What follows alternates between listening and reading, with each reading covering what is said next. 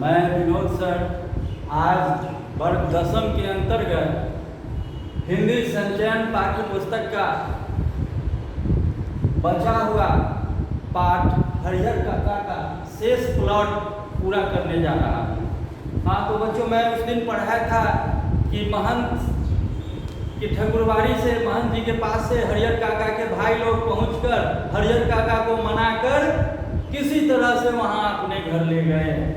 अब बच्चों, हरिहर काका को जब महंत के चंगुल से छुड़ा कर ले आए तो ठकुरबाड़ी का वातावरण तनावपूर्ण, कान खड़ा हो गया महंत जी का।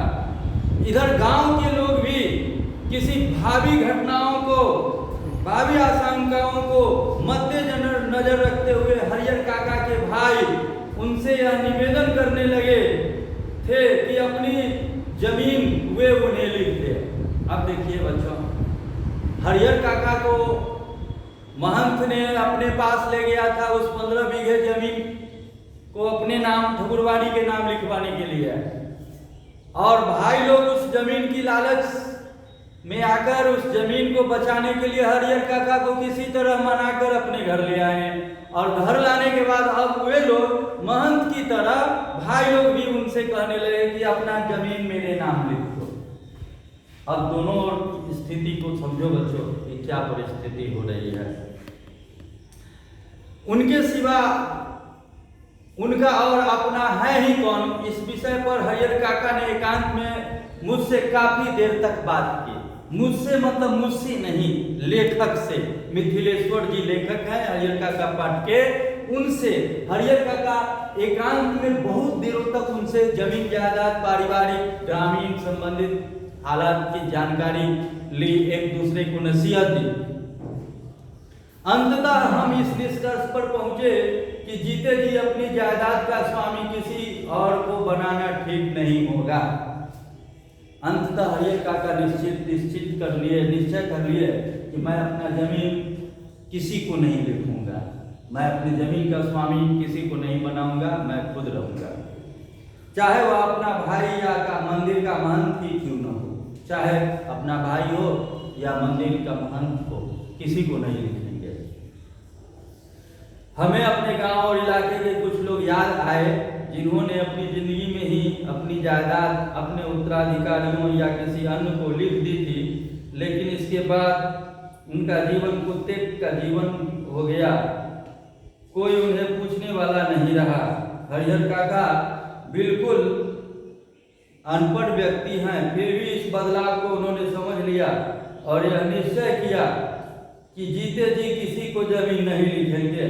अपने भाइयों को समझा दिया, मर जाऊंगा तो अपने आप मेरी जमीन तुम्हें मिल जाएगी, जमीन लेकर तो जाऊंगा नहीं, इसलिए लिखवाने की क्या जरूरत है। अब देखो बच्चों, हरिहर काका अपने भाई को समझा रहे हैं कि तुम लोगों को सिवा मेरा इस दुनिया में और है ही कौन, मैं जमीन क्यों लिख दूं, मैं यदि मर जाता हूं तो तुम ये मेरा जमीन स्वतः तुम्हारे नाम हो जाएगा, तो इसमें लिखने की क्या जरूरत है। लेकिन भाई लोग को डर था कि कहीं महंत इनसे लिखवा ले। इस भावी आशंकाओं के कारण वह उनसे लिखवा लेने की लालच में थे। उधर महंत जी भी हरिहर काका की टोह में रहने लगे। टोह में रहना मतलब क्या हुआ? टोह में रहना, इसका मतलब हुआ व्याग्रता से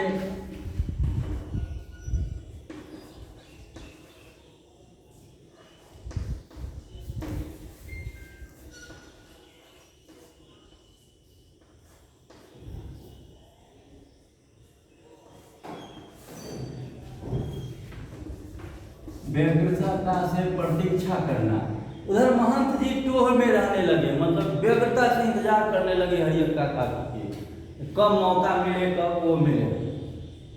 जहां कहीं एकांत पाते कह उठते, विलंब न करो हरिहर, शुभ काम में देर नहीं करते, चलकर ठकुरबाड़ी के नाम अपनी बैय माने वसीयत कर दो, फिर पूरी जिंदगी ठकुरबाड़ी में राज करो, मरोगे तो तुम्हारी आत्मा को ले जाने के लिए स्वर्ग से विमान आएगा, देवलोक को प्राप्त करोगे।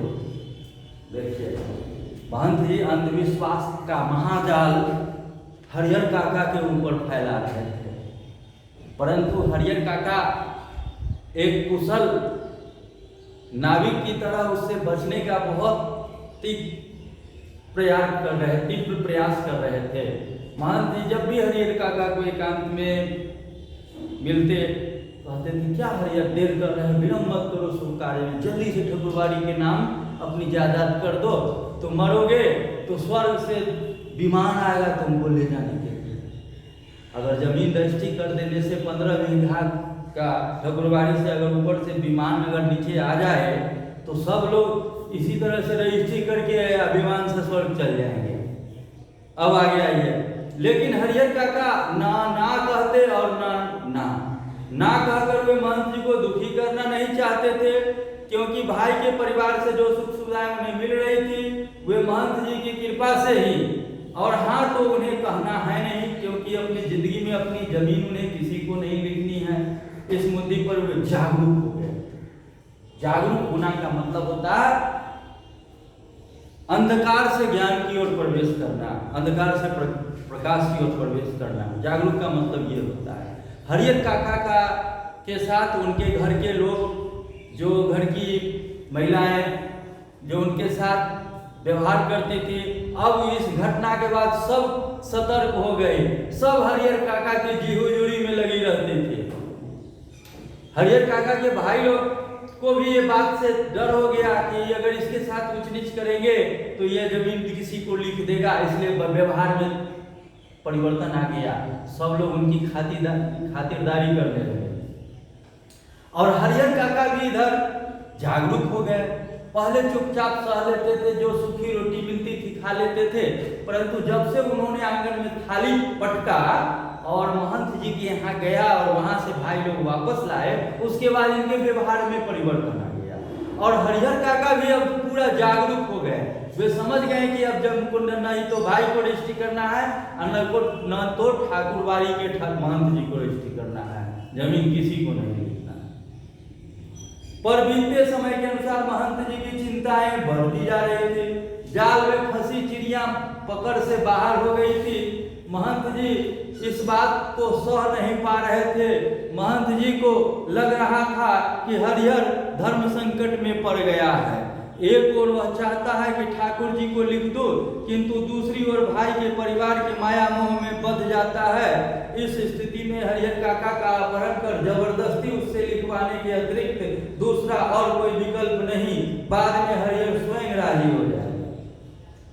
देखो, कहा गया है इंसान की छोटी सोच और पैर की मोच उसे आगे बढ़ने नहीं देती है। इंसान का ये महंत जी का देखो कितने बड़े ओहदे पे है, इनका सोच देखो कितना छोटा है। अब वो हरिहर काका से बहला फुसलाकर जमीन रजिस्ट्री नहीं होने के बाद वे षड्यंत्र रचने लगे कि अब हरिहर काका को जबरदस्ती अपहरण करके रजिस्ट्री करना होगा, लिखवाना होगा, तभी वो राजी होगा, अन्यथा कोई उपाय नहीं है। अर्थात सीधी उंगली से महंत जी को घी नहीं निकला तो अब घी निकालने के लिए महंत जी अपनी उंगलियां टेढ़ करना शुरू कर दिया। अब देखिए, महंत जी लड़ाकू और दबंग प्रकृति के आदमी हैं। अपनी योजना को कार्य रूप में परिणत करने के लिए वह जी जान से जुट गए। हालांकि यह सब गोपनीयता का निर्वाह करते हुए ही वह कर रहे थे। हरिहर काका के भाइयों को इसकी भनक तक नहीं थी। ये योजना जो महंत जी तैयार कर रहे थे हरिहर काका को जबरन उठाने की, यह गोपनीयता के साथ कर रहे थे, चुपचाप कर रहे थे। इसकी भनक हरिहर काका एवं उनके भाई लोगों को नहीं होने दिया महंत जी ने। अर्थात चुपचाप षड्यंत्र को अंजाम दे रहे थे। अभी बात हाल ही की है। आधी रात के आसपास ठाकुरबाड़ी के साधु संत और उनके पक्षधर भाला, गरासा और बंदूक से लैस एकाएक हरिहर काका के दलान पर आ धमके। हरिहर काका के भाई इस अप्रत्याशित हमले के लिए तैयार नहीं थे। इससे पहले कि वे जवाबी कार्रवाई करे और गुहार लगाकर अपने लोगों को जुटाए, तब तक आक्रमणकारी उनको पीठ पर लाद कर चंपत हो गए। देखो बच्चों, हरिहर काका को महंत जी अपने दबंग सिपाहियों के साथ आए और उठाकर ले गए। अब उनके भाई लोग प्रतिक्रिया में कानूनी कार्रवाई के लिए प्रस्थान करते हैं। गांव के किसी ने ऐसी घटना नहीं देखी थी, न सुनी थी। सारा गांव जाग गया। शुभचिंतक तो उनके यहाँ जुटने लगे, लेकिन अन्य लोग उनके अपने दालान और मकान की छतों पर जमा होकर आहट लेने और बातचीत करने लगे। कहने का तात्पर्य यह है कि इनके यहाँ जो इनके समर्थक थे वो तो आ गए, परंतु जो इनका समर्थक नहीं थे वो अपने अपने मकान की छत दालान पर जुट करके एक साथ टोह लेने लगे। वो भी पता करने लगे कि आखिर बात क्या हुई है जो ऐसा काम हुआ है। ठाकुरबाड़ी की छत से रोड़े और पत्थर उनके ऊपर गिरने लगे।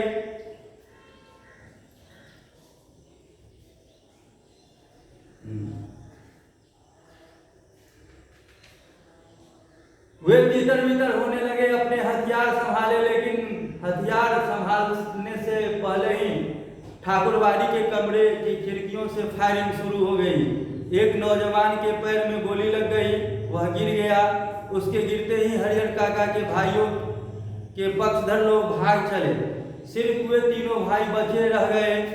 अपने तीनों के बूते इस युद्ध को जीतना उन्हें संभव नहीं जान पड़ा, इसलिए वे कस्बों के पुलिस थाने की ओर दौड़ पड़े। इधर ठाकुरबाड़ी के भीतर महंत और उनके कुछ चंद विश्वासी साधु सादे और लिखे कागजों पर अनपढ़ हरिहर काका के अंगूठे के निशान जबरन ले रहे थे। हरिहर काका तो महंत के इस व्यवहार से जैसे आसमान से जमीन पे आ गए थे।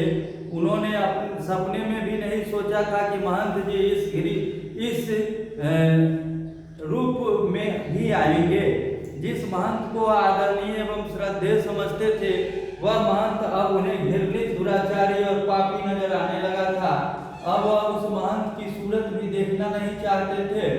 अब अपने भाइयों का परिवार महंत जी की तुलना में उन्हें ज्यादा पवित्र, नेक और अच्छा लगने लगा था। हरिहर काका ठाकुरबाड़ी से अपने घर पहुंचने के लिए बेचैन थे, लेकिन लोग उन्हें पकड़े हुए थे और महंत जी उन्हें समझा रहे थे, तुम्हारे भले के लिए यह सब किया गया हरिहर। अभी लोग तुम्हें लगेगा कि हम लोगों ने तुम्हारे साथ जोर जबरदस्ती की, लेकिन बाद में तुम समझ पाओगे कि जिस धर्म संकट में तुम पड़े थे उससे उबारने के लिए यही एकमात्र रास्ता था। अर्थात महंत जी अपने ठाकुरबाड़ी के साधु संतों के साथ मिलजुल कर हरिहर काका से जबरदस्ती अंगूठा के निशान कागज ब्लैंक पेपर पर ले लिया और हरिहर काका के ऊपर लगे घाव के ऊपर मरहम करने लगे कि ये सब अभी लग रहा है कि तुम्हें जबरदस्ती है, मगर बाद में तुम्हें समझ में आ जाएगा कि जो तुमने किया है वह बहुत अच्छा किया है और यही एकमात्र रास्ता रह गया। अब आगे आइए।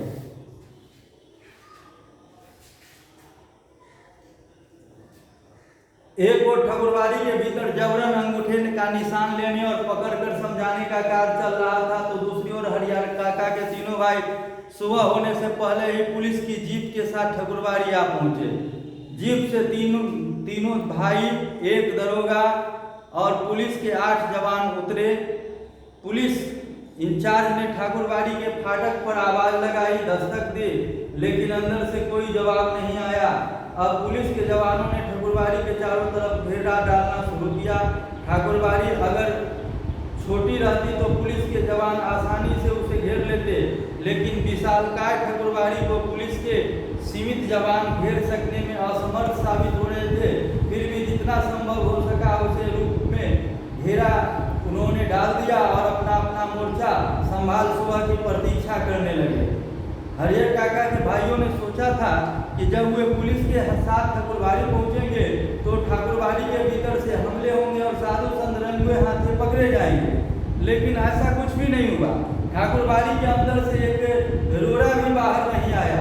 शायद पुलिस को आते हुए उन्होंने देख लिया था। सुबह होने में अभी कुछ देर थी, इसलिए पुलिस इंचार्ज रह रहकर ठाकुरबाड़ी का फाटक खोलने तथा साधु संतों को आत्मसमर्पण करने के लिए आवाज लगा रहे थे। साथ ही में पुलिस वर्ग की ओर से हवाई फायरिंग भी किए गए जा रहे थे, लेकिन ठाकुरबाड़ी की ओर से कोई जवाब नहीं आ रहा था। सुबह तड़के एक वृद्ध साधु ने ठाकुरबाड़ी का फाटक खोल दिया। उस साधु की उम्र 80 वर्ष से अधिक की होगी। वह लाठी के सहारे कांपते हुए खड़ा था। पुलिस इंचार्ज ने उस वृद्ध साधु के पास पहुंच हरिहर काका तथा ठाकुरबाड़ी के महंत, पुजारी एवं अन्य साधुओं के बारे में पूछा, लेकिन उसने कुछ भी बताने से इनकार कर दिया।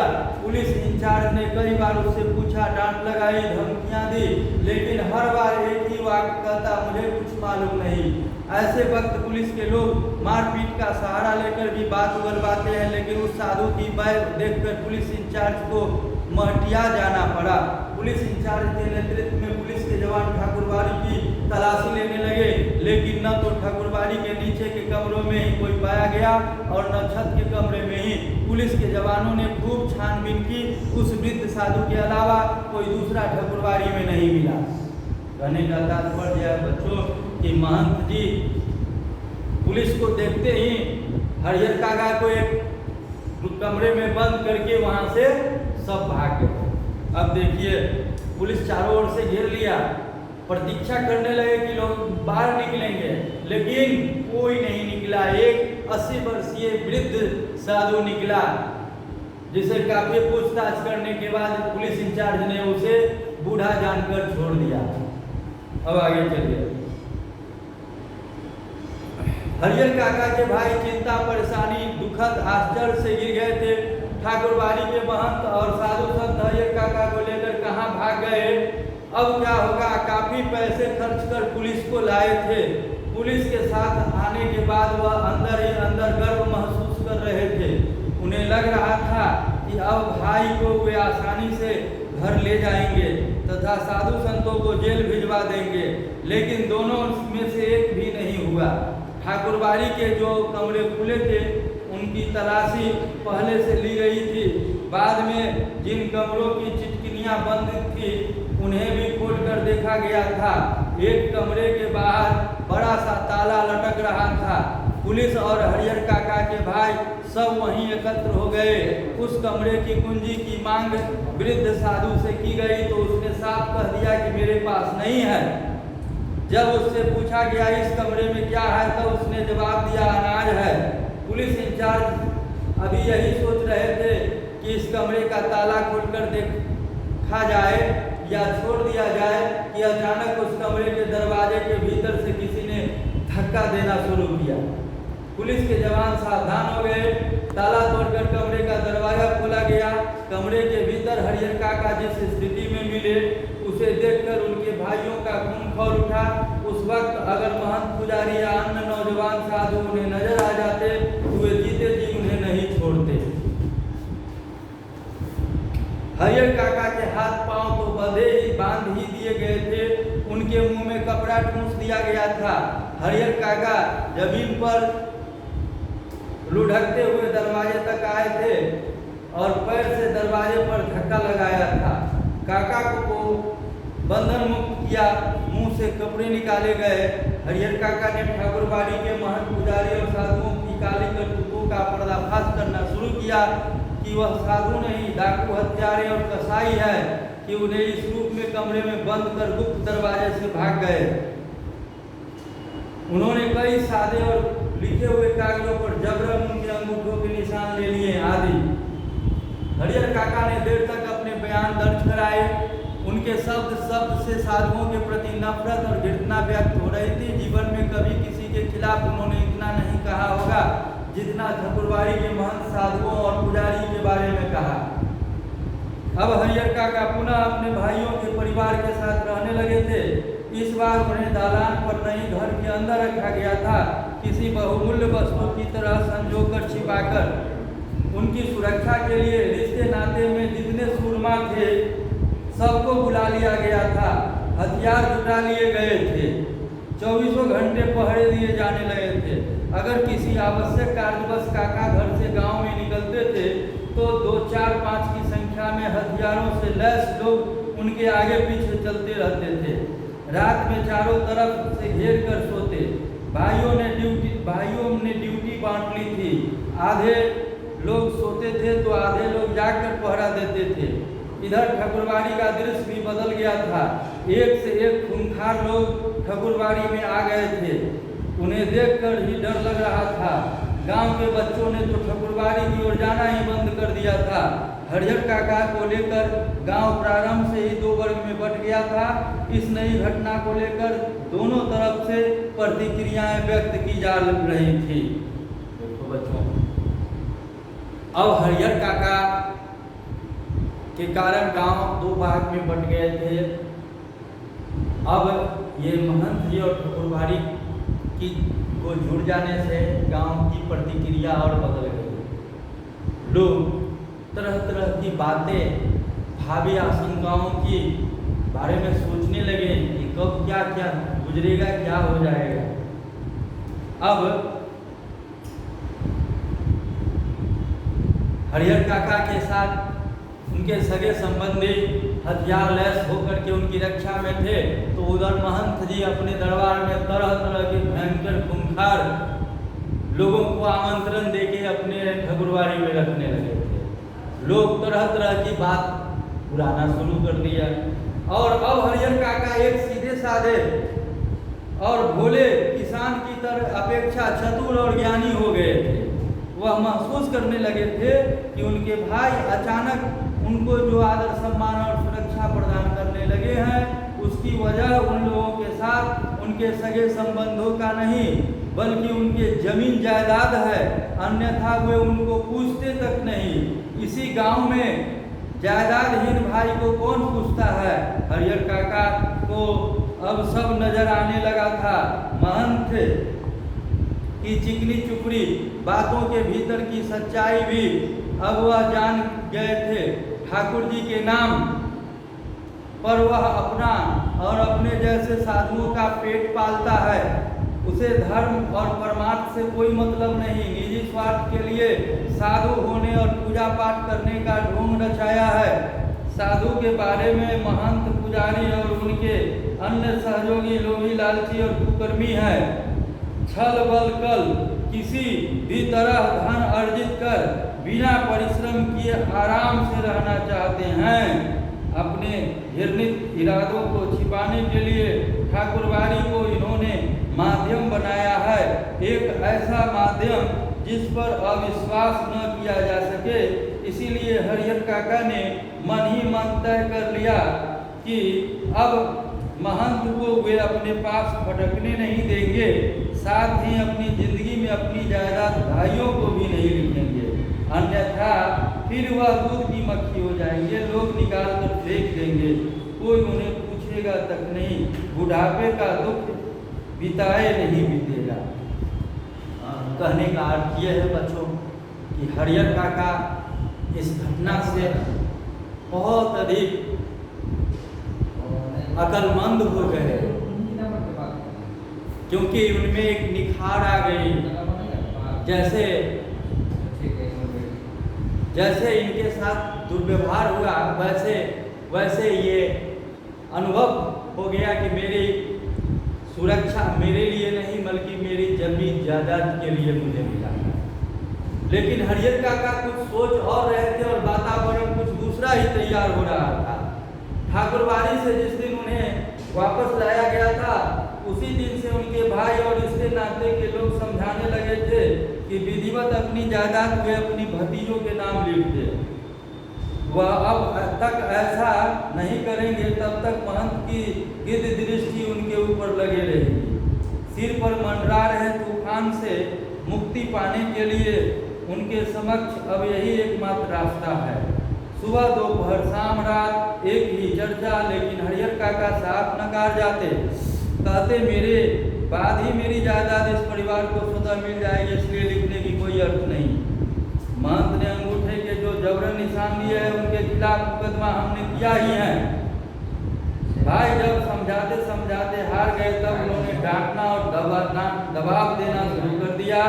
लेकिन हरियर इस रास्ते में भी राजी नहीं हुए। स्पष्ट कह दिया कि अपनी जिंदगी में वह नहीं लिखेंगे।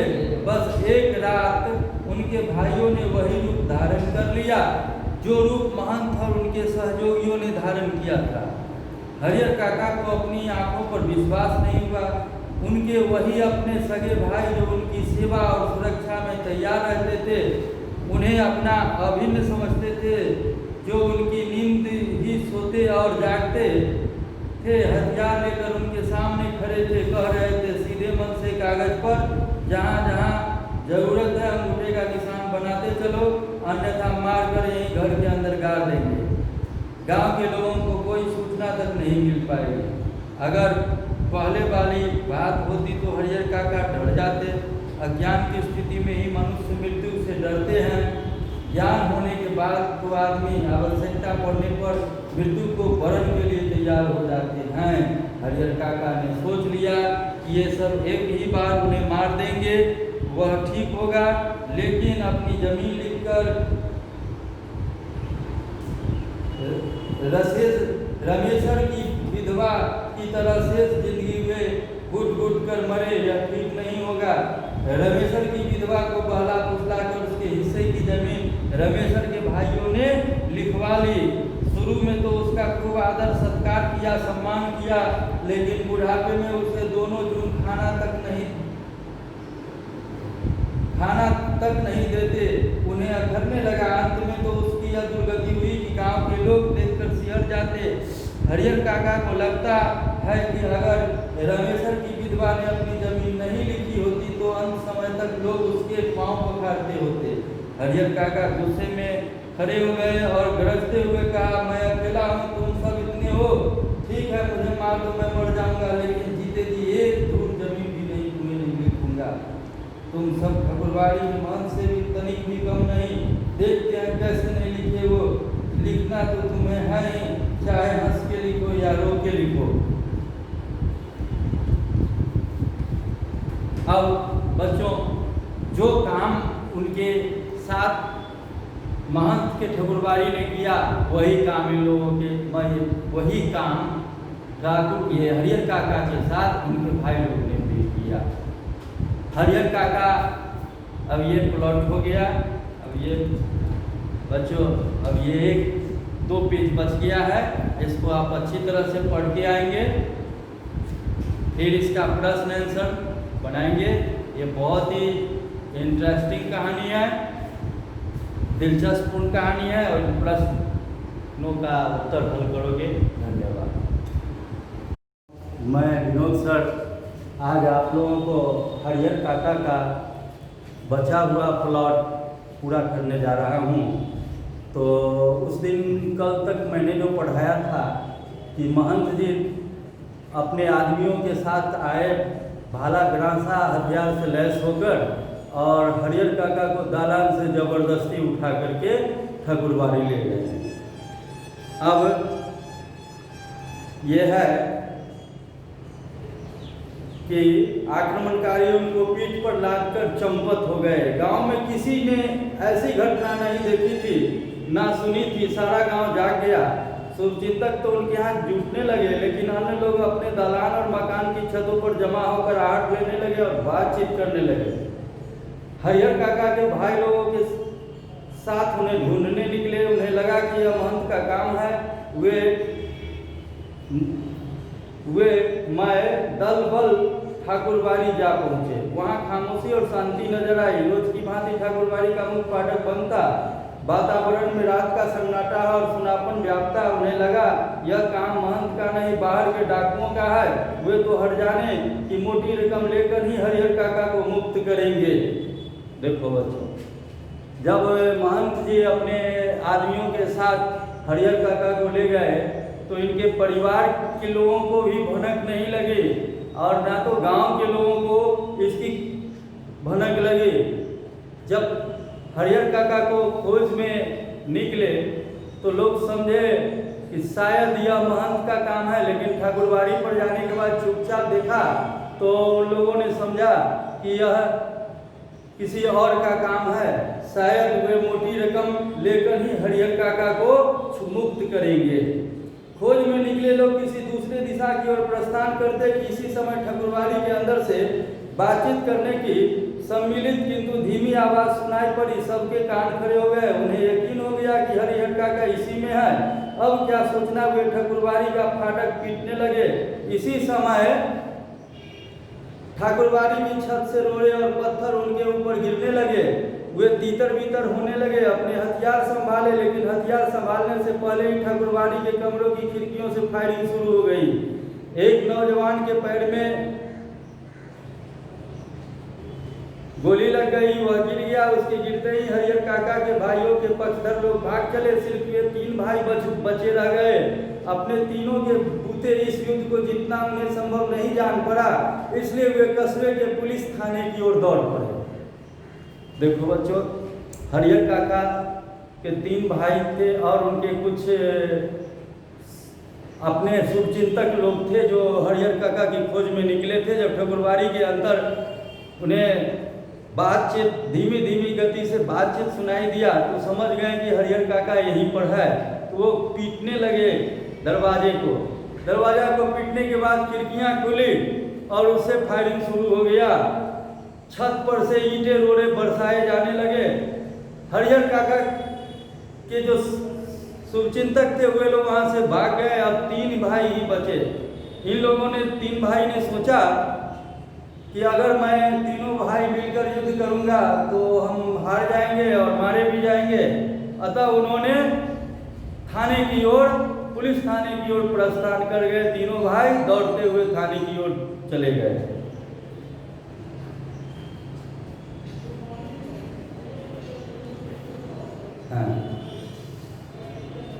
एक ओर तो ठाकुरबाड़ी के भीतर जबरन अंगूठे का निशान लेने और पकड़कर समझाने का कार्य चल रहा था, तो दूसरी ओर हरिहर काका के तीनों भाई सुबह होने से पहले ही पुलिस की जीप के साथ ठाकुरबाड़ी आ पहुंचे। जीप से तीनों भाई, एक दरोगा और पुलिस के 8 जवान उतरे। पुलिस इंचार्ज ने ठाकुरबाड़ी के फाटक पर आवाज लगाई, दस्तक दी, लेकिन अंदर से कोई जवाब नहीं। अब पुलिस के जवानों ने ठाकुरबाड़ी के चारों तरफ घेरा डालना शुरू किया। ठाकुरबाड़ी अगर छोटी हो रहती तो पुलिस के जवान आसानी से घेर लेते, लेकिन विशालकाय ठाकुरबाड़ी को पुलिस के जब सीमित जवान घेर सकने में असमर्थ साबित हो रहे थे।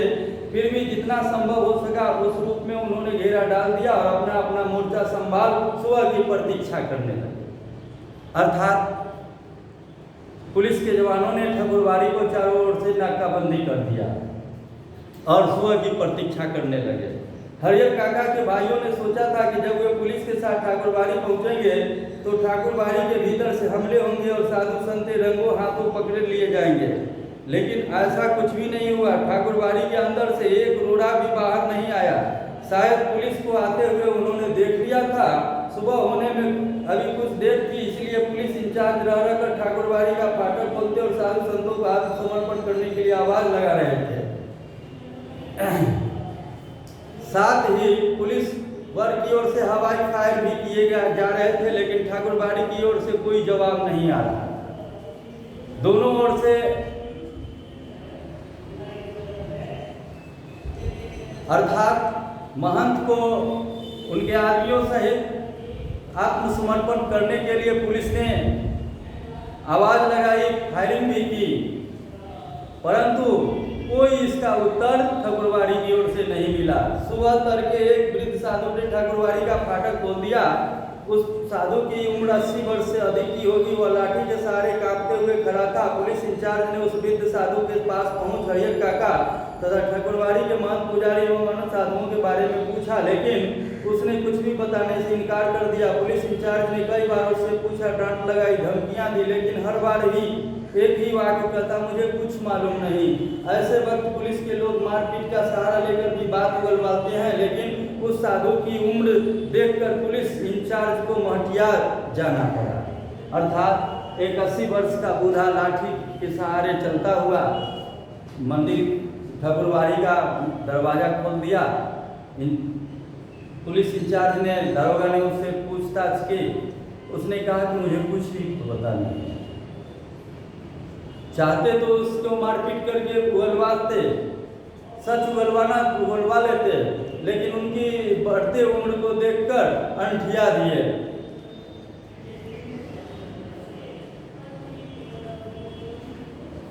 पुलिस इंचार्ज के नेतृत्व में पुलिस के जवान ठाकुरबाड़ी की तलाशी लेने लगे, लेकिन न तो ठाकुरबाड़ी के नीचे के कमरे में ही कोई पाया गया और न छत के कमरे में ही। पुलिस के जवानों ने खूब छानबीन की, उस वृद्ध साधु के अलावा कोई दूसरा ठाकुरबाड़ी में नहीं मिला। पुलिस ने छानबीन की, छानबीन के दौरान कोई नहीं पाया गया, सिर्फ वह बूढ़ा साधु ही था। हरियर काका के भाई चिंता, परेशानी और दुखद आश्चर्य से घिर गए थे। ठाकुरबाड़ी के महंत और साधु संत हरियर काका को लेकर कहाँ भाग गए, अब क्या होगा। काफी पैसे खर्च कर पुलिस को लाए थे। पुलिस के साथ आने के बाद वो अंदर ही अंदर गर्व महसूस कर रहे थे। उन्हें लग रहा था कि अब भाई को वे आसानी से घर ले जाएंगे तथा साधु संतों को जो जेल भिजवा देंगे, लेकिन दोनों में से एक भी नहीं हुआ। कहने का अर्थ है कि बड़ी सोचकर हरियर काका के भाई लोग ने काफी पैसे खर्च करके पुलिस को जीप सहित ठाकुरबाड़ी पर लाया था, परंतु यहाँ लाने पर उन्हें ऐसा लगा कि अब मुझे निराशा ही मिली, अर्थात वे निराश हो गए कि अब मेरा भाई को कहाँ रखा है, कौन ले गया। अब इसके बारे में और चिंतित होने लगे। ठाकुरबाड़ी के जो कमरे खुले थे उनकी तलाशी पहले ली गई थी। बाद में जिन कमरों की चिटकिनी बंद थी उन्हें भी खोलकर देखा गया। एक कमरे के बाहर बड़ा सा ताला लटक रहा था। पुलिस और हरियर काका के भाई सब वहीं एकत्र हो गए। उस कमरे की कुंजी की मांग वृद्ध साधु से की गई तो उसने साफ कह दिया, मेरे पास नहीं। जब उससे पूछा गया इस कमरे में क्या है, तब उसने जवाब दिया, अनाज है। पुलिस इंचार्ज अभी यह सोच ही रहे थे कि इस कमरे की ताला खोलकर देखा जाए या छोड़ दिया जाए कि अचानक उस कमरे के दरवाजे को भीतर से किसी ने धक्का देना शुरू किया। कहने का तात्पर्य है कि वे लोग ये इस उधेड़बुन में थे कि रूम की कमरे की तलाशी ली जाए। कुछ कहता था कि छोड़ दिया जाए, अनाज है। यही बात सोच ही रहे थे, चल ही रही थी कि पीछे से दीवार पर किसी धक्का देने की आवाज सुनाई दी। पुलिस के जवान सावधान हो गए। ताला खोलकर कमरे का दरवाजा खोला गया। कमरे के भीतर हरियर काका जिस स्थिति में मिले थे उसे देखकर उसके भाइयों का खून खौल उठा। उस वक्त अगर महंत पुजारी या अन्य नौजवान साधु उन्हें नजर आता तो वे जीत जान उन्हें नहीं छोड़ते। हरियर काका के हाथ पांव तो बांध ही दिए गए थे, उनके मुंह में कपड़ा ठूंसकर बांध दिया गया था। हरियर काका जमीन पर लुढ़कते हुए दरवाजे तक आए थे और पैर से दरवाजे पर धक्का लगाया था। काका को बंधन मुक्त किया, मुंह से कपड़े निकाले गए। हरियर काका ने ठाकुरबाड़ी के महंत पुजारी और साधुओं की काली करतूतों का पर्दाफाश करना शुरू किया कि वह साधु नहीं, डाकू, हत्यारे और कसाई है कि उन्हें इस रूप में कमरे में बंद कर गुप्त दरवाजे से भाग गए। उन्होंने कई सादे और लिखे हुए कागजों पर जबरन उनके अंगूठों के निशान लिए आदि। हरियर काका ने देर तक अपने बयान दर्ज कराए। उनके शब्द से साधुओं के प्रति नफरत और घृणा व्यक्त हो रही थी। जीवन में कभी किसी के खिलाफ उन्होंने इतना नहीं कहा होगा जितना ठाकुरबाड़ी के महंत पुजारी और साधुओं के बारे में कहा था। अब हरियर काका पुनः अपने भाइयों के परिवार के साथ रहने लगे। इस बार उन्हें दालान पर नहीं, घर के अंदर छिपाकर रखा गया था। किसी बहुमूल्य वस्तु की तरह संजोकर छिपाकर उनकी सुरक्षा के लिए रिश्ते नाते के जितने सुरमा थे सबको बुला लिया गया था। हथियार जुटा लिए गए थे। 24 घंटे पहरे दिए जाने लगे थे। अगर किसी आवश्यक कार्यवश काका को घर से गांव में निकलते तो 4-5 की संख्या में हथियारों से लैस लोग उनके आगे पीछे चलते रहते। रात में चारों तरफ से घेर कर सोते। भाइयों ने ड्यूटी बांट ली, आधे लोग सोते तो आधे लोग जाग कर पहरा देते। कहने का अर्थ है कि हरियर काका को इस घटना के बाद जब उन्हें रूम से निकाला गया तो उनके हाथ खोला गया, मुंह से कपड़े निकाले गए और उन्होंने बयान दर्ज किया कि उनसे जबरदस्ती सादे कागज पर और लिखे गए कागज पर हाथ के अंगूठों के निशान ले लिए गए हैं और उनके साथ बड़ी बेरहमी से पिटाई की गई है। इससे उनके मन में साधुओं के प्रति बड़ा नफरत और घृणा की भाव झलक रही थी। ऐसी बात उन्होंने कभी किसी को नहीं कहा था। अब हरियर काका को जब अपने घर पर लाया गया तो उनके भाई लोग उन्हें बहुमूल्य वस्तुओं की तरह संजोकर रखने लगा। जहां वो सोते थे उनके चारों तरफ से पहरेदारी की जाती थी। जब वो गांव में निकलते थे तो उनके साथ 4-5 आदमी हथियार से लैस रहते थे। उनके आगे पीछे बॉडीगार्ड की तरह सुरक्षा देते हुए चलते थे। अर्थात सबों को 15 बीघा पर नजर टिका हुआ था।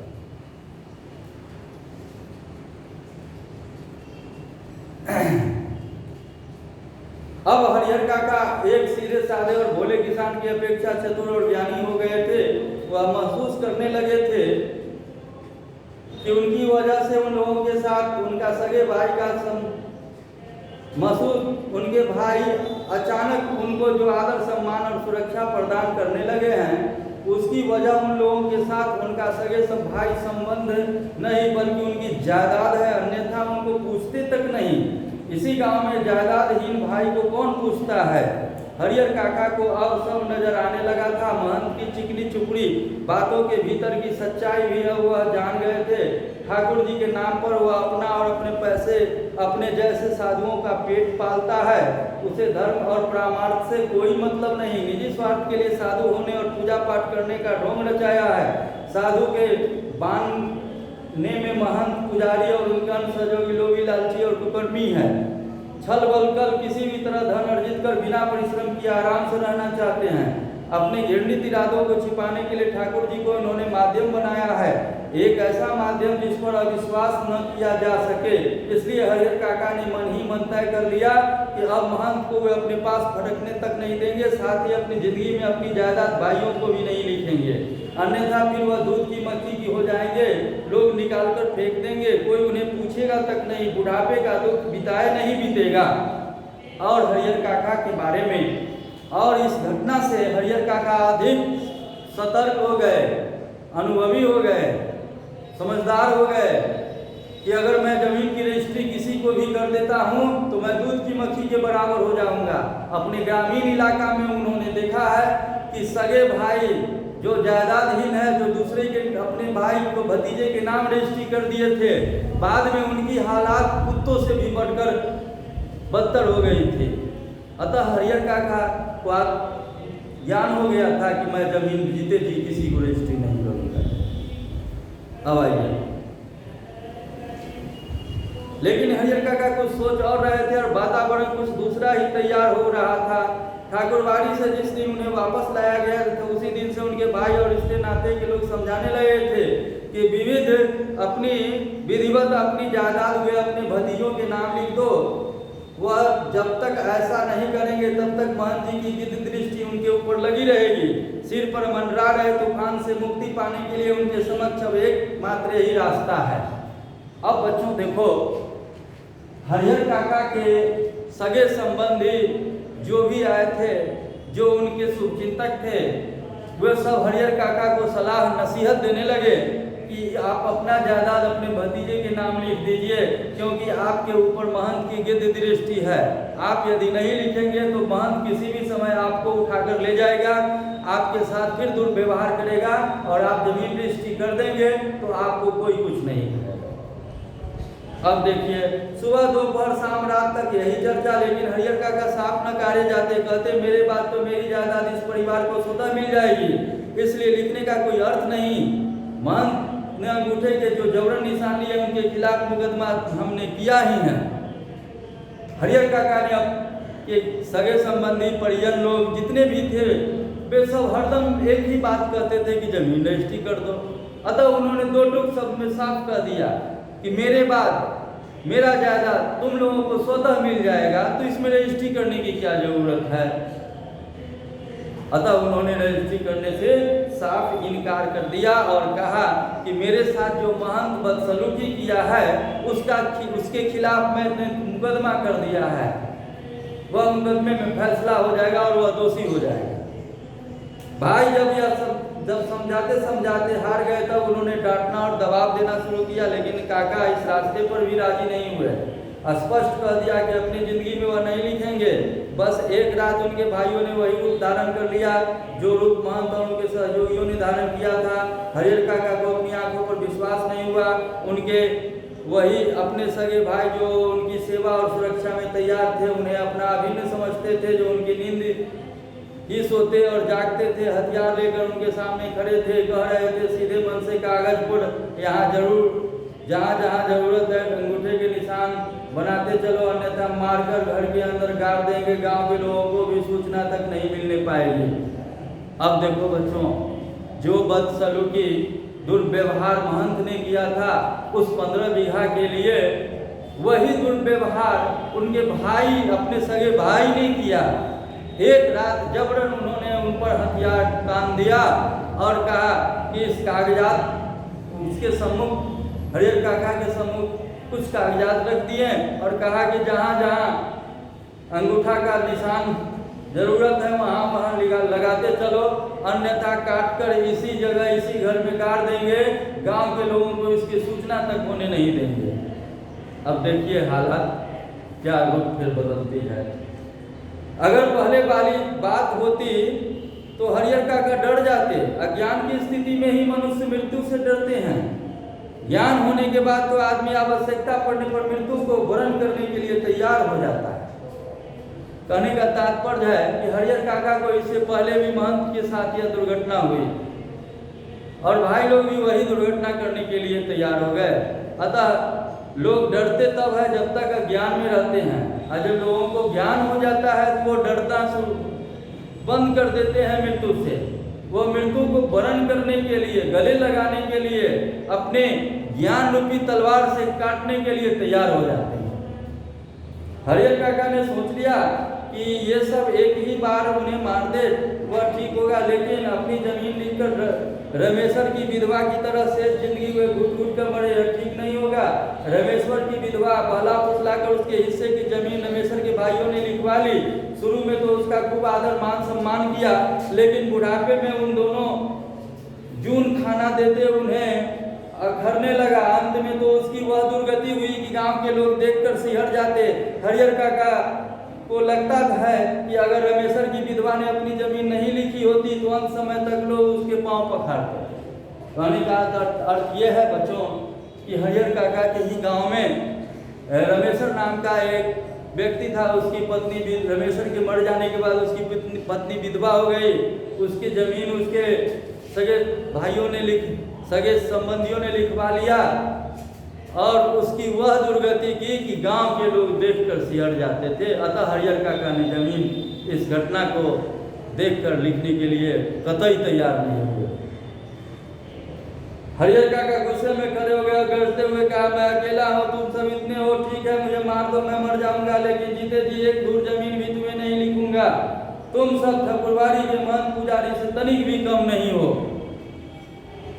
हरिहर काका ने अपना क्रोध व्यक्त करते हुए कहा कि तुम सब इतने लोग हो, अगर मारना चाहते हो तो मार दो, मगर मैं एक धूर भी जमीन नहीं तुम लोगों को रजिस्ट्री करूंगा।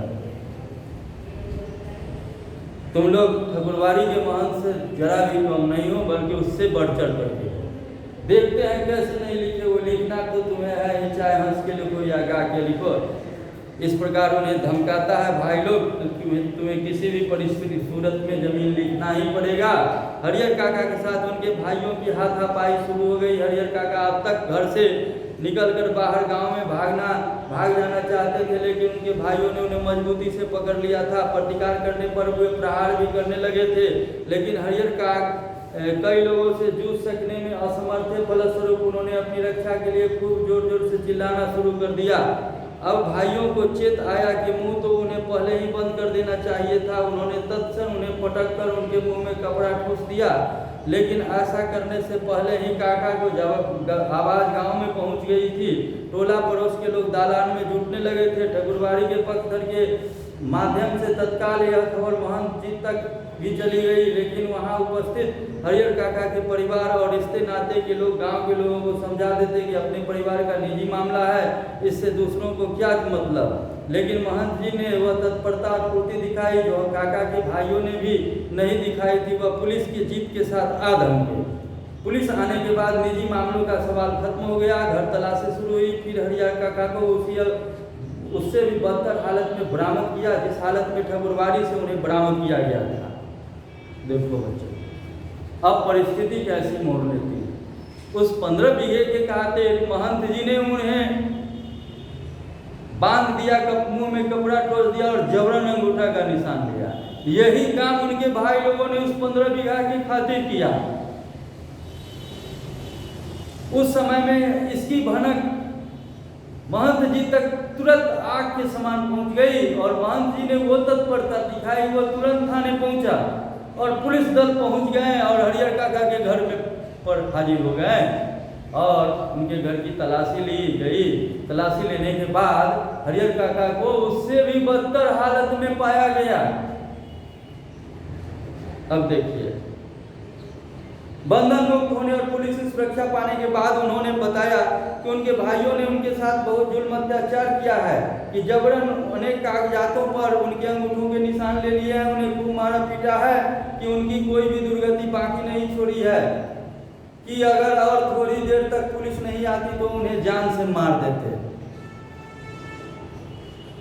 अब बताओ, हरिहर काका को जब पुलिस ने बरामद किया तो उन्होंने स्टेटमेंट दिया कि उनके भाई लोग उनको महंत जी से भी ज़्यादा मारा है, पीटा है, दुर्व्यवहार किया है, अंगूठे के निशान ले लिए हैं। और पुलिस ने जब देखा तो वाकई दुर्गति अवस्था में हरिहर काका थे, और हरिहर काका ने खुद अपने भाइयों के विरोध में पुलिस को बयान दिया। आइए, हरिहर काका के पीठ, माथे और पांवों पर कई जगह जख्म के निशान उभर आए थे। वह बहुत घबराए हुए से लग रहे थे, कांप रहे थे। अचानक गिरकर बेहोश हो गए। मुंह पर पानी छींटकर उन्हें होश में लाया गया। भाई और भतीजे तो पुलिस आते ही चंपत हो गए। पुलिस की पकड़ में रिश्ते के 2 व्यक्ति आए। रिश्ते के शेष लोग भी फरार हो गए। पुलिस के आते ही हरिहर काका के भाई लोग और उसके रिश्ते नाते के लोग फरार हो गए। सिर्फ 2 व्यक्ति हिरासत में लिए गए, 2 व्यक्ति पकड़ाए। हरिहर काका के साथ घटी घटनाओं में यह अब तक की सबसे अंतिम घटना है। इस घटना के बाद काका अपने परिवार से एकदम अलग रहने लगे हैं। उनकी सुरक्षा के लिए राइफलधारी पुलिस के 4 जवान मिले हैं। हालांकि इसके लिए उनके भाइयों और महंत की ओर से काफी प्रयास किए गए हैं। असल में भाइयों को चिंता थी कि हरिहर काका अकेले रहने लगेंगे, तब ठकुरबाड़ी के महंत अपने गांव के साथ आकर पुनः उन्हें ले भागेंगे। और यही चिंता महंत जी को भी थी कि हरिहर को अकेला और असुरक्षित पा उनके भाई पुनः उन्हें धर दबोचेंगे। इसलिए जब हरिहर काका ने अपनी सुरक्षा के लिए पुलिस से मांग की, तब नेपथ्य में रहकर ही उनके भाइयों और महंत जी ने पैरवी लगा और पैसे खर्च कर उन्हें पूरी सहायता पहुंचाई। यह उनकी सहायता का ही परिणाम है कि एक व्यक्ति की सुरक्षा के लिए गांव में पुलिस के 4 जवान तैनात कर दिए गए हैं। अब देखो बच्चों, अब उस 15 बीघा पर अभी भी महंत जी की नज़र है, उनके भाइयों की नज़र है, और हरिहर काका एक कुल 2 माली की तरह है। अब वो महंत जी का शिकार होंगे या अपने भाइयों का शिकार होंगे, किसका स्वार्थ सिद्ध होगा, ये दोनों गिद्ध दृष्टि हरिहर काका पर जमाए हुए थे। इसलिए दोनों ने छुपकर, चोरी चुपके से हरिहर काका के ऊपर सुरक्षा व्यवस्था अपने अपने ओर से लगाया, क्योंकि दोनों को एक दूसरे से डर हो रहा था। हरिहर काका के भाई डरते थे कि कहीं महंत उनको उठा कर ले जाए, इसलिए सुरक्षा की ओर इंतजाम किया। और महंत जी भी समझते थे कि अकेला हरिहर काका को देख दबोचेगा और फिर वही काम कर देगा उसके साथ। इसलिए एक आदमी की रक्षा के लिए गांव में 4 राइफलधारी नियुक्त थे। जहां तक मैं समझता हूं, फिलहाल हरिहर काका पुलिस की सुरक्षा में रह जरूर रहे हैं, लेकिन वास्तविक सुरक्षा ठकुरबाड़ी और अपने भाइयों की ओर से ही मिल रही है। ठकुरबाड़ी के साधु संत और काका के भाई सब इस बात के प्रति पूरी तरह सतर्क हैं कि उनमें से कोई या गांव का कोई अन्य हरिहर काका के साथ जोर जबरदस्ती न करने पाए। साथ ही अपना सद्भाव और मधुर व्यवहार प्रकट कर पुनः उनका ध्यान अपनी ओर खींच लेने के लिए दोनों दल प्रयत्नशील हैं। अब देखिए, अब जले हुए पर मलहम लगाने के लिए दोनों दल अपना अपना मलहम तैयार कर हरिहर काका के ऊपर मरहम पट्टी कर रहे हैं। दोनों दल के लोग हरिहर काका से मिलते हैं और हरिहर काका के साथ सहानुभूति जता रहे हैं। दोनों दल अपना अपना रोटी तवा पर चढ़ा दिए हुए हैं और सेक रहे हैं। अब देखना यह है कि सही से किसका रोटी सेकाता है।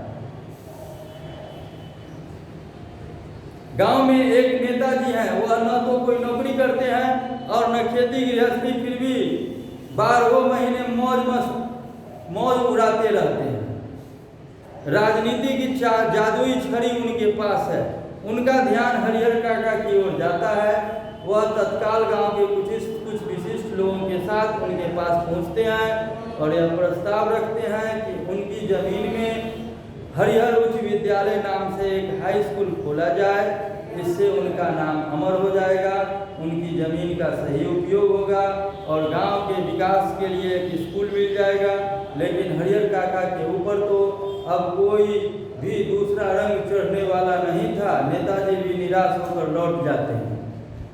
अब आइए, एक गांव के नेताजी की चर्चा आ रही है, लेखक ने किया है कि गांव के एक नेताजी है, कोई नौकरी चाकरी नहीं है, कोई रोजगार नहीं है, फिर भी 12 महीना मौज उड़ाते रहते हैं, किसी भी चीज़ की कमी नहीं है, पूरे संपन्न हैं और खुशहाली जिंदगी जीते हैं। आखिर बात क्या है? तो उनके पास राजनीति की जादुई छड़ी है। अरे छड़ी में तो पावर होता है। जब टीचर के हाथ में छड़ी होता है तो बच्चे सावधानी से पढ़ते हैं और काम सही ढंग से चलता है। स्कूल का संचालन, विधि व्यवस्था, अनुशासन सही से चलता है। पुलिस के हाथ में छड़ी है, स्टिक है, डंडा है, तो सभी जगह डंडा देखते ही लोग भयभीत हो जाते हैं। दंगा फसाद का दिमाग से मन में बात दिमाग से निकाल देते हैं। वही है राजनीति छड़ी उस नेताजी के पास में। उस छड़ी का कमाल है कि वो 12 महीना खूब आराम से व्यतीत करते हैं। अब आइए, वो आते हैं, हरिहर काका को प्रस्ताव रखते हैं कि हरिहर उच्च विद्यालय उस जमीन में तुम्हारे जमीन में खोल दिया जाए तो तुम्हारा नाम अमर हो जाएगा और गांव के लोगों को, गांव के बच्चों को शिक्षा मिलेगी, गांव का तरक्की होगा, गांव में तुम्हारा नाम अमर हो जाएगा। परंतु हरिहर काका के ऊपर कोई रंग चढ़ने वाला नहीं है। उसने नेताजी की बात सुनकर अनसुनी कर दी। अतः नेताजी भी निराश होकर वापस लौट गए। इन दिनों गांव की चर्चाओं के केंद्र में है हरिहर काका। आंगन, खेत खलिहान, अलाव, बगीचे, बरगद, हर जगह उनकी चर्चा। उनकी घटना की तरह विचारणीय और चर्चनीय कोई दूसरी घटना नहीं। गांव में आए दिन छोटी बड़ी घटनाएं होती रहती है, लेकिन काका के प्रसंग के सामने उनका कोई अस्तित्व नहीं। गांव में जहां कहीं भी और जिन लोगों के बीच हरिहर काका की चर्चा छिड़ती है तो फिर उसका कोई अंत नहीं। लोग तरह तरह की संभावनाएं व्यक्त करते हैं। राम जाने क्या होगा। दोनों ओर के लोगों ने अंगूठे के निशान ले लिए हैं, लेकिन हरिहर काका ने अपना बयान दर्ज कराया है कि वे दोनों लोगों में से किसी को अपनी जमीन का उत्तराधिकारी नहीं मानते हैं। दोनों ओर के लोगों ने जबरन उनके अंगूठों के निशान लिया। इस स्थिति में उनके बाद उनकी जायदाद का हकदार कौन होगा? अब देखिए, गांव के लोग, तरह तरह के लोग, जहां भी पहुंचिए वहां हरिहर काका की चर्चा। लोग तरह तरह की संभावनाएं व्यक्त कर रहे हैं, तरह तरह की आशंकाएं व्यक्त कर रहे हैं, विभिन्न बात हो रही है। अब स्थिति में वाकई हरिहर काका के जमीन का हकदार कौन होगा, ये सब लोग चर्चा के बारे में चर्चा कर रहे थे और भावी संभावनाएं व्यक्त कर रहे थे। गांव लोगों के बीच बहस छिड़ जाती है। उत्तराधिकारी के कानून पर जो जितना जानता है उससे 10 गुना अधिक उगल देता है, फिर भी कोई समाधान नहीं निकलता है। रहस्य खत्म नहीं होता, आशंकाएं बनी ही रहती है। लेकिन लोग आशंकाओं को नजरअंदाज कर अपनी पक्षधरता शुरू कर देते हैं कि उत्तराधिकारी ठाकुरबाड़ी को मिलता तो ठीक रहता। दूसरी ओर के लोग कहते हैं कि हरिहर काका के भाइयों को मिलता तो ज़्यादा अच्छा रहता। अब दोनों दल के लोग अपनी अपनी समर्थन में हैं। ठाकुरबाड़ी के समर्थक लोग चाहते हैं कि ठाकुरबाड़ी के नाम कर दे और हरिहर काका के भाई लोग के जो समर्थक है वो उनके भाई के नाम करने के लिए राजी हैं। ठाकुरबाड़ी के साधु संत और काका के भाइयों ने जब क्या कहा, यह खबर बिजली की तरह है, एक ही बार समूचे गांव में फैल जाती है। खबर झूठी है कि सच्ची, इस पर कोई ध्यान नहीं देता है। जिसे खबर हाथ लगती है और नमक मिर्च मिला उसे चटका कर आगे बढ़ा देता है। एक खबर आती है कि महंत जी और हरिहर काका के भाई इस बात के लिए अफसोस कर रहे हैं कि अंगूठे के निशान लेने के बाद उन्होंने हरिहर काका को खत्म क्यों नहीं कर दिया, बात ही आगे नहीं बढ़ती।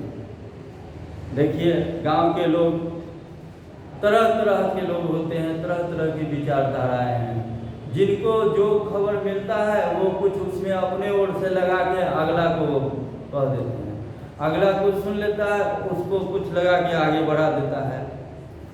तो तरह तरह की खबरें अफवाह फैल जाती थी। कोई कहता था कि अंगूठा का निशान ले लिया तो हरिहर काका को मार क्यों नहीं दिया, जो आगे बात नहीं बढ़ती। एक दूसरी खबर आती है कि हरिहर मरेंगे तो उन्हें अग्नि प्रदान करने के लिए ठाकुरबाड़ी के साधु संत और काका के भाइयों के बीच काफी लड़ाई होगी। दोनों ओर से अग्नि प्रदान करने का निश्चय हो चुका है। इस संदर्भ में उनकी लाश हस्तगत करने के लिए खून की नदी बहेगी। अब गांव के लोग सब कह रहे हैं कि जिस दिन हरिहर काका मरेंगे उस दिन दोनों दलों के बीच मुकाबला होगा, युद्ध होगा अपनी अपनी हक के लिए। उस दिन खून की नदी बहेगी, कोहराम मचेगा। एक तीसरी खबर आती है कि हरिहर काका की मृत्यु के बाद उनकी जमीन पर कब्जा करने के लिए उनके भाई अभी से तैयारी कर रहे हैं। इलाके के मशहूर डाकू बूटन सिंह से उन लोगों से ने पक्की बातचीत कर ली है। हरिहर के 15 बीघे खेत में से 5 बीघे बूटन लेगा और दखल करा देगा। इससे पहले भी इस तरह के 2-3 मामले बूटन ने निपटाए हैं। पूरे इलाके में उसके नाम की तूती बोलती है। एक बूटन सिंह नाम का उस इलाके का एक प्रसिद्ध डाकू है जिसका खौफ पूरे इलाके में है। ऐसी खबर लोग फैला रहे हैं कि हरिहर काका के भाइयों ने उन बूटन सिंह के साथ यह संधि कर ली है कि 5 बीघे जमीन तुम्हें देंगे और 10 बीघे हम लेंगे, तुम दखल करा दो। इस बात पर सौदा तय हो गया है। तो बच्चों, अब ये देखो, ये तरह तरह की लोग तरह तरह की अफवाह फैला रहे हैं। एक चौथी खबर आती है कि महंत जी ने निर्णय ले लिया है हरिहर की मृत्यु के बाद देश के कोने कोने से साधु और नागाओं को वह बुलाएंगे। रहस्यात्मक और भयावह खबरों से गांव का आकाश आच्छादित हो गया है। दिन प्रतिदिन आतंक का माहौल गहराता जा रहा है। सबके मन में यह बात है कि हरिहर कोई अमृत पीकर तो आए हैं नहीं, एक न एक दिन उन्हें मरना है ही। फिर एक भयंकर तूफान की चपेट में यह गांव आ जाएगा। उस वक्त क्या होगा कुछ भी नहीं कहा जा सकता। यह कोई छोटी लड़ाई नहीं है, एक बड़ी लड़ाई है। जाने अनजाने पूरा गांव इसकी चपेट में आएगा ही। इसलिए लोगों के अंदर भय भी है और प्रतीक्षा भी, एक ऐसी प्रतीक्षा जिसे झुठलाकर भी उनके आगमन को टाला नहीं जा सकता। और हरिहर काका वह तो बिल्कुल मौन हो अपनी जिंदगी के शेष दिन काट रहे हैं। देखिए, गांव के लोग तरह तरह की बात अटकलें, भावी संभावनाएं व्यक्त कर रहे हैं कि दोनों के बीच लड़ाई होगी तो गांव के लोग भी इसमें झुलसेंगे, इस लड़ाई में मारे जाएंगे, समस्याएं बड़ी गंभीर हो जाएगी। और इधर हरिहर काका बिल्कुल मौन हो किसी तरह शेष दिन काट रहे हैं। एक नौकर रख लिए हैं, वही उन्हें बनाता खिलाता है। उनके हिस्से की जमीन में जितनी फसल होती है उससे अगर वह चाहते तो मौज की जिंदगी बिता सकते थे, लेकिन वह तो गूंगेपन का शिकार हो गए हैं। कोई बात कहो, कुछ पूछो, कोई जवाब नहीं। खुली आंखों से बराबर आकाश को निहारा करते हैं। सारे गांव के लोग उनके बारे में बहुत कुछ कहते सुनते हैं, लेकिन उनके पास अब कहने के लिए कोई बात नहीं। पुलिस के जवान हरिहर काका के खर्चे पर ही खूब मौज मस्ती से रह रहे हैं। जिसका धन वह रहे उपास, खाने वाले करे विलास। अब तक जो नहीं खाया था दोनों जून उसका भोग लगा रहे हैं। कहने का अर्थ है कि हरिहर काका के द्वारा खेत से 15 बीघे से उत्पादित फसलों से 4 पुलिस राइफलधारी का गुजर का भोजन पानी व्यवस्था चल रहा है। और कुछ उनके अगल आस पड़ोस के संबंधी लोग, परिजन लोग भी हैं। एक नौकर है जो खाना पकाता है, उन्हें खिलाता है। कहने का तात्पर्य है बच्चों, और हरिहर काका की स्थिति ऐसी है कि वो एक मूक गुंगा की तरह बन रहे, वो कुछ बोलते ही हैं नहीं है। जो लोग उन्हें कुछ कहता है वो चुपचाप सुन लेते हैं और ऊपर आकाश की ओर देखने लगते हैं, सोचने लगते हैं, मगर बोलते कुछ नहीं है। अब यही स्थिति है। अगर ये घटना बच्चों आज के दौर में होती है तो आज इतना सोशल मीडिया डेवलप हो गया है कि अगर जरा भी यह अत्याचार होता है कि मीडिया वहाँ पहुँचकर उस खबर को फ्लैश करता है, पूरे प्रशासनिक क्षेत्र में फैला देता है, पूरे देश में फैला देता है। तो यदि मीडिया की अगर इस पहुँच होती तो शायद हरिहर काका के साथ यह दुर्व्यवहार नहीं होता। जो दोनों तरफ से दुर्व्यवहार, जो संकट छाया हुआ था, ये नहीं होती, क्योंकि मीडिया इस खबर को चारों ओर फैला देती, प्रशासन उस पर ठोस कदम उठाते और इस अत्याचार के खिलाफ कानूनी कार्रवाई करते और हरिहर काका को इसका फजीहत नहीं सामना करना पड़ता। इसलिए बच्चों मैं कहना चाहता हूँ कि समाज पर होने वाले अत्याचार से सावधान रहिए, उससे दूर रहिए, उसमें किसी तरह उसमें वो इन्वॉल्व सक्रिय होने की कोशिश ना करें, यह बहुत ही घातक होता है। धन्यवाद बच्चों। अब इसका प्रश्न आंसर पूरा करेंगे आप लोग, और जो प्रॉब्लम होगी उसका मैं समाधान करूंगा और सारे प्रश्न का आंसर बनाएंगे आप। पहला प्रश्न है, कथावाचक और हरिहर काका के बीच क्या संबंध है और इसके क्या कारण है? कथावाचक लेखक और हरिहर काका के बीच एक आत्मीय संबंध है बच्चों। बचपन में लेखक को हरिहर काका अपने पीठ पर चढ़ाकर गांव में घुमाते थे, बड़ा लाड़ प्यार करते थे, इससे उनके प्रति आदर की भावना का बोध होता है। अतः लेखक ने हरिहर काका की इस घटना का पूरा वर्णन किया। धन्यवाद।